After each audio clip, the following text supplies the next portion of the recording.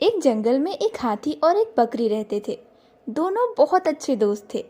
दोनों साथ में मिलकर हर दिन खाना ढूंढते, साथ ही में खाते और साथ साथ रहते थे। एक दिन दोनों खाने की तलाश में अपने जंगल से बहुत दूर निकल गए। वहां उन्हें एक तालाब दिखाई दिया। उसी तालाब के किनारे एक आम का पेड़ था। आम के पेड़ को देखकर हाथी और बकरी बहुत खुश हुए। वे दोनों आम के पेड़ के पास गए। फिर हाथी ने अपने सूंड से आम के पेड़ को जोर से हिलाया और जमीन पर ढेर सारे पके हुए आम गिरने लगे। बकरी जल्दी जल्दी गिरे हुए आमों को इकट्ठा करने लगी। उसी आम के पेड़ पर एक चिड़िया का घोंसला था। चिड़िया दाने की खोज में कहीं गई हुई थी और उसके घोंसले में उसका छोटा सा बच्चा सो रहा था। क्योंकि हाथी ने आम के पेड़ को जोर से हिला दिया था, इसलिए चिड़िया का बच्चा तालाब में गिरकर डूबने लगा।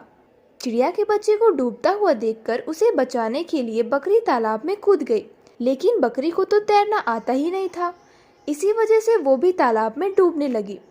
अपने दोस्त को डूबता हुआ देखकर हाथी भी तालाब में कूद गया और चिड़िया के बच्चे और बकरी दोनों की जान बचा ली। इतने में चिड़िया भी वहां आ गई। अपने बच्चे को सही सलामत देखकर चिड़िया बहुत खुश हुई। चिड़िया ने हाथी और बकरी का धन्यवाद किया और उन्हें आम के पेड़ के नीचे ही रहने को कहा।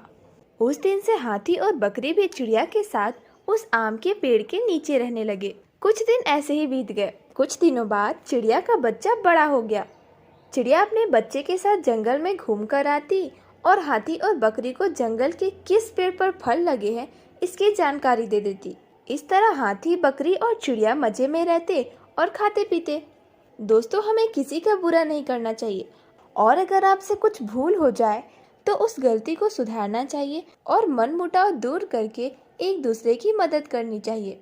कहानी अच्छी लगी तो लाइक, शेयर और सब्सक्राइब कर दीजिए। Thanks for watching.